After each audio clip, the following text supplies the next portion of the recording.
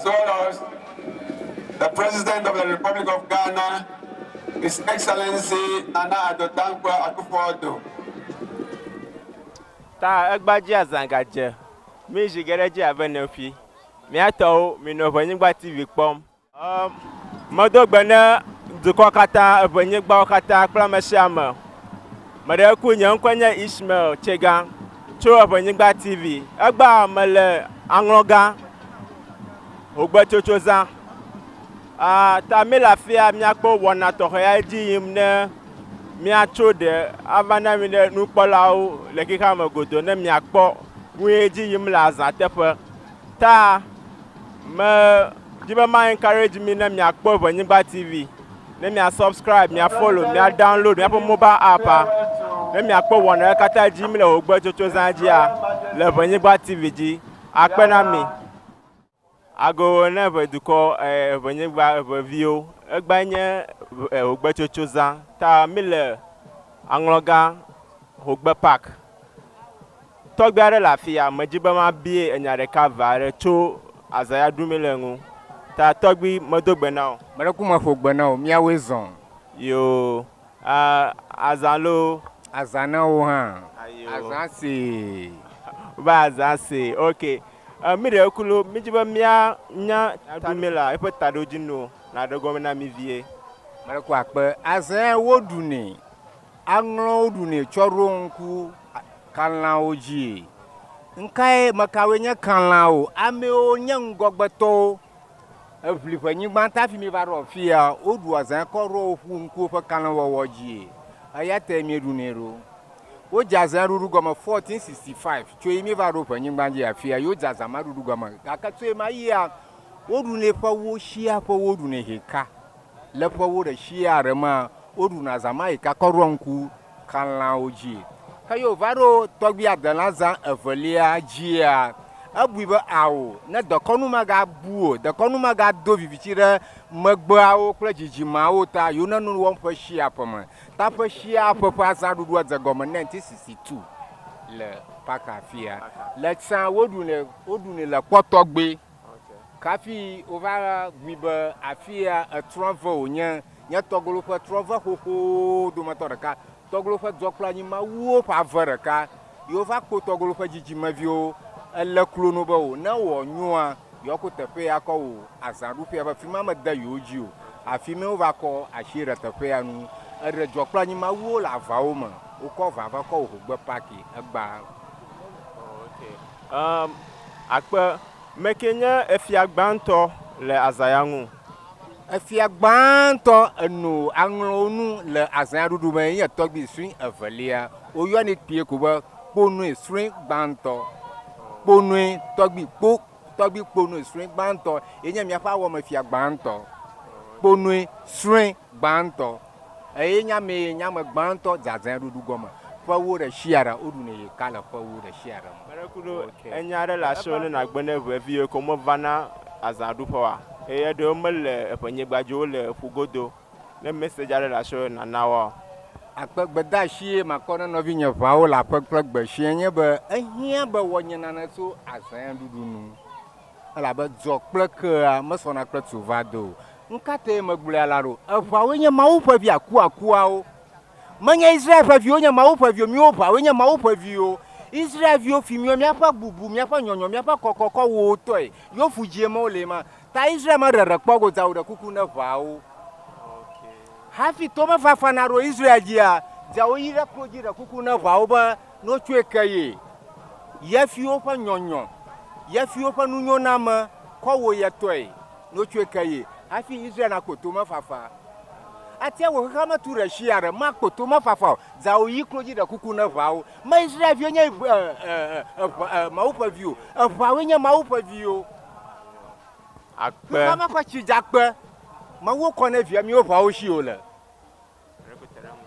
xexea me ƒe tsidzakpe yiwo kɔ da ɖi na anyigba dzi ne viawo miwo ʋawo si o tsi Mawu ƒe atamkaraka miwo ʋawo si o le kanke fia be Israel viwo nye Mawu ƒe viwo Bible gblɔm wole nye xexea me ƒe dzɔkplanyi gbalẽwo ŋlɔ da ɖe eʋawoe ŋlɔe manya Israel vi onwe Mosia do ko fa adore mianu o fa fi miato gbi opanu ko yie o fa atru opanko o fa zu opanko mau fa vi akwa kola nyimbaji ya wa wenya vao manya Israel vi ro yi kroji ada kuku na vao afi okoto ma fafa akpe nana le ala shuna be agble na dukwa ba nye maga gbo na fa vi mbe o magana o fa de konu na kpenu na o ma amante yo kple kwebe akple ko va we mienya afi miela mia fa tonye na zala mianu mia fa nu wona na zala mia afi ma sham na nya ba va we na nya magana o fa nyenya na kpenu na o nkate magble la ro du kwa mienya no miaro kwishie kpo hafi afia mazaro duma vi mazaro fa toma nuru alo fodo gato toa yo va le mia mimira du kwa no yo magba ba Ghana ye mi va la kroji egba va hedan manya hedala o mienya alo fuvi o mienyo amo mienya nya du kono mia ro kwishie kpo afakalan o to no mia hie kpo manya ma o mienya nya akuvi o nya koshi o mia no o mimira du kore kanu ta ma kukura na fa vioba afishi afiola o fa tonya nya maga kpanu na o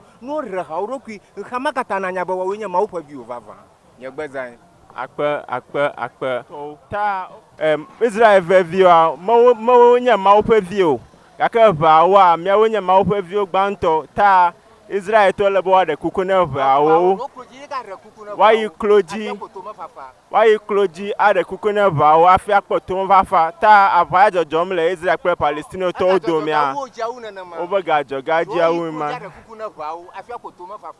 bara ku mi segba akpena mi nyanko nya Ishmael Morrison chega mele angloga fi lai Hogbetsotso zan le Hogbe Park akpena mi no Ewenyigba TV pom mianto miape denyigba e ayo ala mia dareji mia fu okoreji akpena mi yo mi dakpena vodukore mia paswan keru mi lata to mia to bio pongo Tsotso ava ale ya uzon kakava do fia ta flache o ba fula moji amo idioto atamo dogolanta sala bashima ye wo ye nyamya pa jajira roha ale ya wo jajira roha le ya ative cho vo as oba yo azarun wonya jajira roha ye ka okolba no be ko mankema a gokole bia so nyaga oshi beno zrarole ka watwa zraroi no hasiamba asaduma yo la ohanya shishimole ma ko ale ojrado ye muya jajira murugba mi de sia o mi jajira murugba ala ba no mo wela kawa anyanya ge o ba susu ya o ba yo wo tala yo we nye ha wo jajira ro ha ko fluwe ko aye ko yo mo bu gbidi nye nkuro ma je gba mi dakpana amma papa da sia da yi ka vala sia gba nanya baruji ko odon kunyaji minya na fona mi o ha mi vlin na vli to crewe atawu won kunya to bi won yo wodi pepe bana nya yo video o huna kunwu ye jova yi amma nya la sia rogba amma papa da sia da li nya ko du sia o makawo nya ba president o ma shamoli adunko gbamagba finji akpa na mi vodko akpa na mi de mi apongu sanwi ka wonye lata akpa na mi. All right, me la fia le Hogbe Park fia Hogbe zadum la miento menya mi le Ewenyigba TV ji agba mi afa de ko nwe nya mi afa culture miento menya ta mama de la fia alaka o dresser majiba na de na vie gomena mi mama wezo yo how is on yo akpena medeku nkodi mama achupi alaka ne dresser enya kponto medeku atencha de gomena afon konya tegai okay ye mi atabi mama wa ale ak ko o okona keta etanarenchi because onya Hogbetsotso zahata ale akomya tenchi address alo adi no or no anyakpo. Okay, miento misi oba ale ke mi atencha we no anyakpo ta mi no Ewenyigba TV pom more culture, more heritage. Akpenami. Okay, so on my right, I have one gentleman here, Mereku Wezon. Akpa. Mereku Unkode. Mauli. Unkenya Mauli. Mauli, okay, ta. Tori I even call you Mauli from top promoters. Wa, you wanna bana, we promote na culture, heritage. Ta managa wa dena no view gomenami. Ta Tori Mauli. About top promoters inke mi wana. If you have mia nka Africa view almagwa Ghana view migbang mi apo de Congo. Oba ha kuke gada vena mi tamia madu ami nyonyom le me. De Congo amate joga bo. Mar kamate siga yolu bo ha. Ta ya mi kodo mi ado kujiba mi promote. Onye vogboto manya ta ma promote mi apo culture. Na me okumanya mi ano view ka le in the diaspora. Alu mi amo no view ka le ezama ka manya na ka cho de Congo wa pe bang view nya anya onya na lo do Congo la sia do ku ma na la shi ta yate mi decide ba mi promote mi strong view kwa mi no mi aton fiam no anya ba de Congo an view nya ma only bet de Congo an view nya kama ire nya emi ashima. Welcome. Thank you, brother. Can you translate for me for the camera? Okay, but speaking in airway so people can understand too. Yes. Yeah, must have about that. No more she for back. I can't go over you go. Ta mi hogan na ma. Acho you vote you over Agbanya she banto over Diama. No Hogbetsotso Zaya. Ta Tori Awezon. Yes. My name is Mikael. I'm here with Repair Nations from California, and we do tours bringing people back to Ghana to unite Africa and for people to see the culture and know their history. So I'm happy to be here today. This is my first time at the festival, but I appreciate my brother LA bringing me with DJ Neva for a tour of the Volta and for the spiritual and the cultural practices, and I give thanks. Yes. Okay. Ta miento misie. Aba egba shi gbanto eva and ejijo eba eva Ewenyigba ji. Yemi Hogbetsotso zadum. Ta haya grom mi apo brother Mauli lebana. Mi le mi apo de Congo rashi. De Congo enye mi ato. Keep watching Ewenyigba TV. Nyaga dogo. Akpenami. All right, so we are right here inside the Hogbe Festival, Hogbe Park. Tori alafia mia dogbe nene mia bienya recover. Mereku modogbelo. Yeah, ma Hogbe. Agbanya Hogbe za nana la so na gbone Ewenyigba toa. Oh, onya ikala shinya ko nyebe le nyata poto to na pe ba ya manofia goji. Aba otunfo ble nyapa doctor ba omia onofia kanu kama kwanye be epeama makoba amarocho agbagaji o wa o display wo aron tapo wo mi ko ta ma a dure dukogbo ba ale mi awo nyo klo suba reka wo na no mi adoma yakọ ya o miele akpe Makbaba nako yevuaro ve. Owe nyon po tour guide allo. Yevu ya won ko na la. Enyi okuloro ocho Japan. Aba efe ba yi ha makolo ove. Aba pe ya ma ha o mo wi de ke kolomro. Ikabe anya acho na dada ha na egbe fe programmer akpe. Okay. To my left, I'm a drawer. Mi adoma. Modogbelo Toria. How are you?